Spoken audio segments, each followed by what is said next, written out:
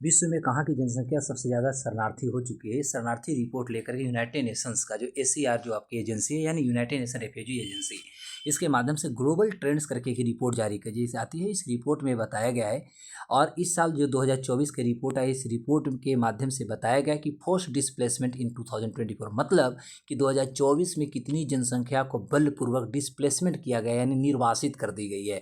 तो global trends report जो 2025 है यूनाइटेड नेशन रेफ्यूजी एजेंसी के द्वारा जारी किया जाता है।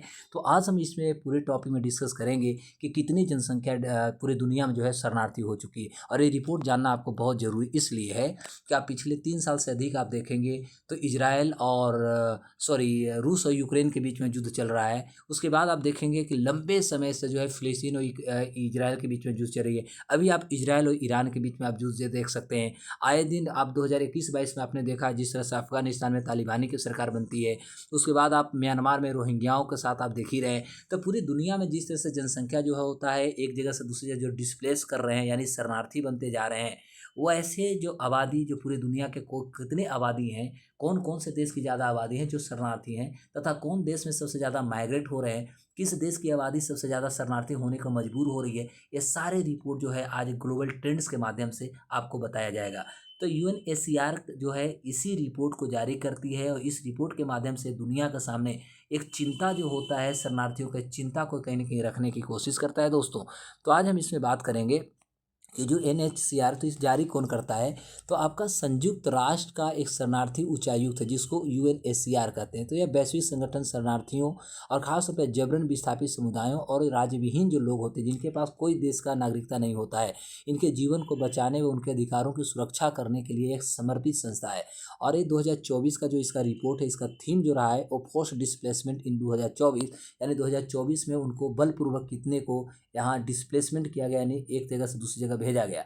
तो विस्थापित लोगों की संख्या में चूंकि देखा जाए तो वृद्धि हुई है। चूंकि रिपोर्ट के अनुसार हम कह सकते हैं कि अप्रैल 2025 के अंत तक दुनिया भर में जबरन विस्थापित लोगों की संख्या लगभग 122.1 मिलियन होने का अनुमान लगाई गई है।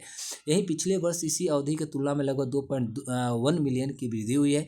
तो 2024 के अंत तक आप देखिएगा तो दुनिया भर में रिकॉर्ड 123.2 मिलियन लोग जबरन अपने घरों में विस्थापित हो गए हैं, जो वैश्विक आबादी का लगभग 67% है, 67% है। विस्थापन के कारण देखेंगे तो विस्थापन के मुख्य कारण जो है आपका सूडान, म्यांमार एवं यूक्रेन जैसे बड़े संघर्ष को देखा जा रहा है। उसके अलावा देखेंगे सूडान सर्वाधिक जबरन विस्थापित लोगों वाला देश बन चुका है, जहां लगभग 14.3 मिलियन शरणार्थी तथा ऐसे लोग हैं जिन्हें उनके घरों से निकाल दिया गया लेकिन वे अपने ही देश में रह रहे हैं। सीरिया में अभी तक देखिएगा तो इस सीरिया में लगभग 13.5 मिलियन लोग जो है जबरन उनको विस्थापित हो चुके हैं।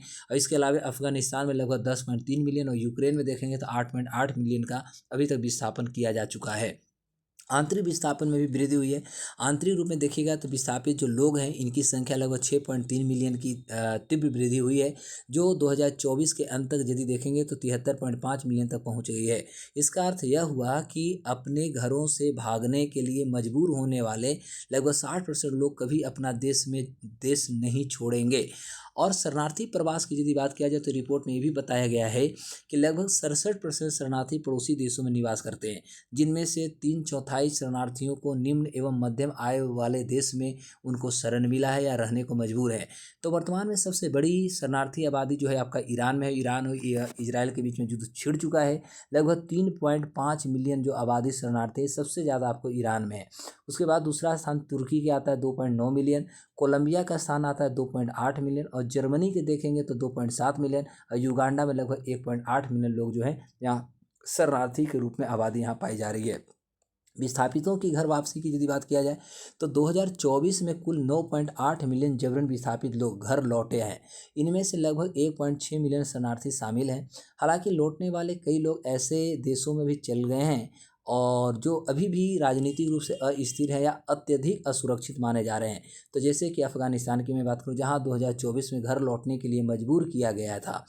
कांगो लोकतांत्रिक गणराज्य की बात किया जाए, म्यांमार और दक्षिण सूडान जैसे देशों में यदि बात किया जाए तो यहाँ पर बड़े पैमाने पर जबरन विस्थापन देखा जा गया रहा है, जबकि कुछ शरणार्थी एवं आंतरिक रूप से भी विस्थापित लोग अपने घर को लौट गए हैं। जैसे 9.8 मिलियन डिस्प्लेस्ड पीपल रिटर्न, लगभग 9.8 जो विस्थापित लोग थे वो रिटर्न हो चुके हैं। 1,88,000 ये देखेंगे तो लगभग 1,88,800 रिफ्यूजी जो है अभी उनको रिसेटल्ड किया गया यानी पुनः वो बस गए हैं जाकर के, और 47,200 स्टेटलेस पीपल रिसीव्ड सिटीजनशिप। लगभग 47,200 ऐसे लोग हैं जिनके पास कोई नागरिकता नहीं था, लेकिन अभी उन्हें नागरिकता दिया जा चुका है। अब धन की भी कमी होगी, क्योंकि महीने से बाद इतना जनसंख्या जब माइग्रेट होगा, और ये जो संस्था चला रही है तो उनको खान पान रख रखाव में महीने से बाद खर्ची होगी, तो इस तरह से संस्था के पास कहीं ना कहीं पैसा की भी कमी हुई है। तो दुनिया भर में शरणार्थियों की बढ़ती संख्या के बावजूद UNHCR को इस मौजूदा संकट से निपटने के लिए आवश्यक धन जुटाने में भी कठिनाई हो रही है। UNHCR के लिए वित्त पोषण की यदि बात करें तो 2015 के स्तर से बराबर ही बना हुआ है। राष्ट्रपति डोनाल्ड ट्रंप के कार्यकाल में अमेरिका द्वारा विदेशी जो मानवीय सहायता थी उसमें भारी कटौती भी कर दी गई थी, तो इसके कारण भी इस चुनौती बनी हुई है। ब्रिटेन एवं अन्य यूरोपीय देश भी जो है सैन्य व्यय बढ़ाने के कारण सहायता उन्होंने कम कर दिया, तो इसलिए इसका भी व्यय में एक प्रॉब्लम आई है। तो मोटा मोटी ओवरऑल यदि देखा जाए तो पूरे दुनिया में जो विस्थापन की जो समस्या बनी हुई है, यह विस्थापन की समस्या विकराल है। तो इस तरह से आपसे रिपोर्ट पूछे जाएंगे, आप इस रिपोर्ट को अच्छे से याद करें जिससे कि आपके एग्जाम में आएंगे, और ज़्यादा से ज़्यादा दोस्तों को आप शेयर जरूर